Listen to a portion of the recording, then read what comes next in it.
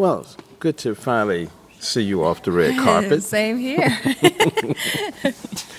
Now, let me ask you, when you first moved to Atlanta, how many years ago was it? And did you think it was just a temporary move and then you would move on to somewhere else, New York, L.A.? Oh, moved to Atlanta about almost 10 years ago, 9.5 years ago. And I was hoping it was going to be a more permanent move. I'm a military brat, so I've never been anywhere too long. I think this is actually the longest place I've been. And then having worked with Mr. Perry, Tyler Perry, for all the years that I had, his studio going up here that next year after I came, it just seemed like a perfect fit, as well as everything else moving towards here. Rainforest Films, Screen Gems, Warner Brothers is starting to come here a lot more now. So work was opening up. So the thought of moving to LA and New York was kind of exciting at a point, but if I can stay in the South and still get the work done and still have the Southern hospitality, then I'd rather do that. Mm-hmm. Mm-hmm. Well, Atlanta's a good base to have, because it'd be the cost of living.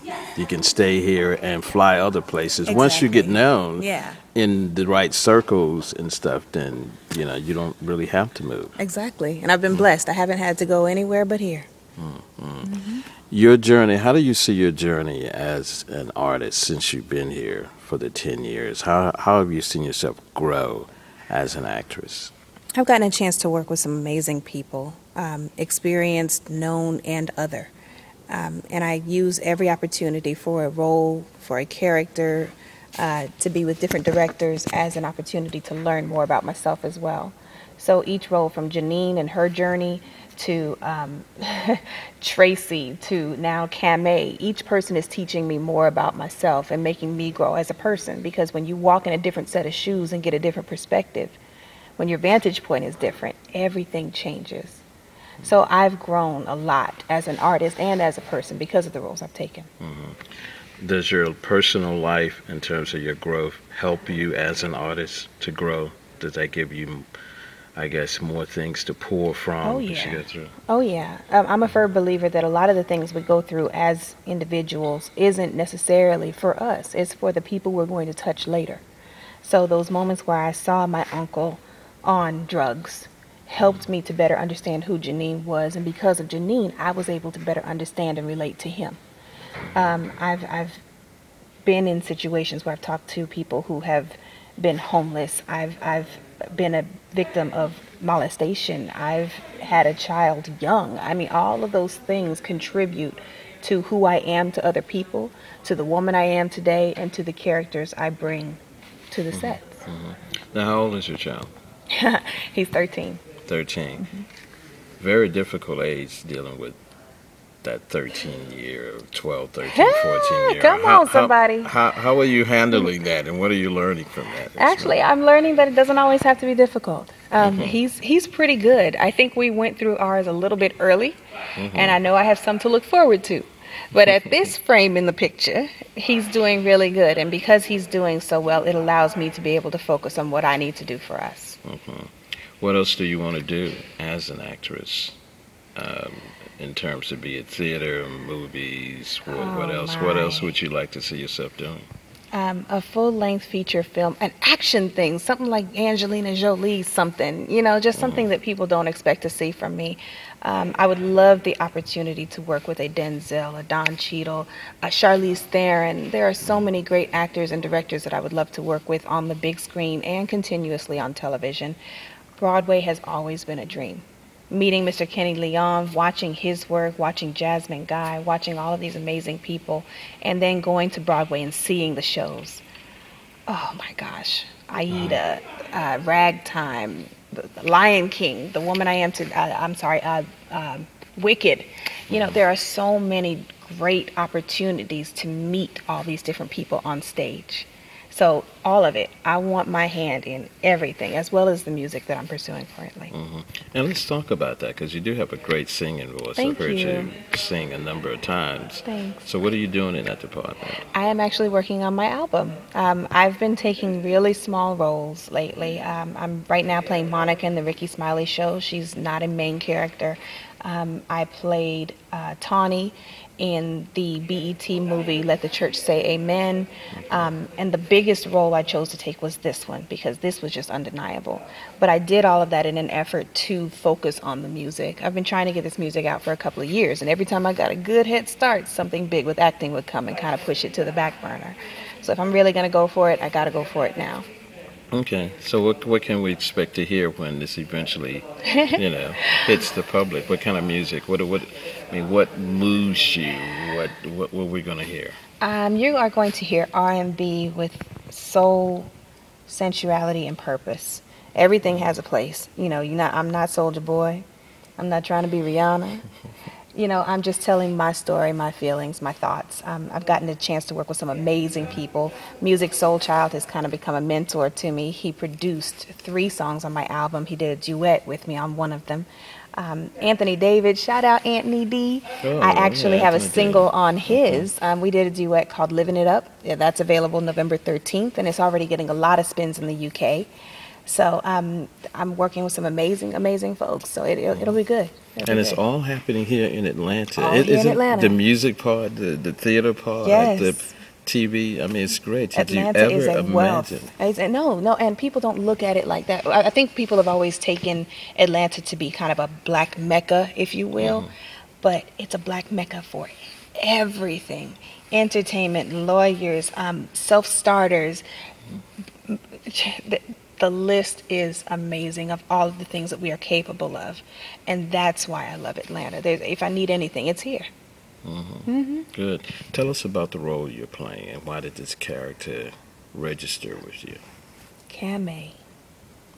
Camay is a fictitious character that Dr. King meets the night before he is assassinated. And Camay is a representation of us as a whole. Camay realizes towards the end that he is a human and realizes that the humanity in him and what he's able to accomplish despite himself is what makes him the icon. Not the fact that not just the fact that he did what he did for the people, but that he did what he did for the people while still conquering himself. He fought just as hard for himself as he did for the people. And I think that's the beauty of her. She gets to watch this man in his moment. When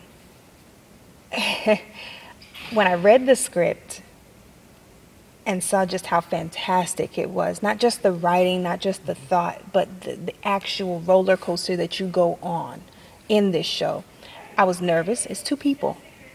2 people for 90 minutes. That means you have to keep everybody really enjoying what you're doing. There's no special props. There's no glamorous room. There's no glamorous robes. This is a true-to-life story that you are getting to be a fly on the wall for. That is what drove me to do this show. It's amazing. It's amazing. I've had interviews with actors in the past, and they've always said that doing theater makes them a better actor. It does. And why is that? Because you get instant gratification or instant dismissal. The crowd is one of the most honest crowds you will ever meet. If it's not working, you're not going to get a clap. If it is working, you're going to know to hone in on that more. If something you did on accident works, oh my gosh, that's a new discovery. So every night is an opportunity for discovery, for failure, for whatever. So you really have to be on it, especially in a situation where it's just 2 people. At any given moment, a line can be dropped, something can be forgotten, a prop can be misplaced, and you have to be able to bounce back from that. There are no takebacks, no do-overs, no cut and edits.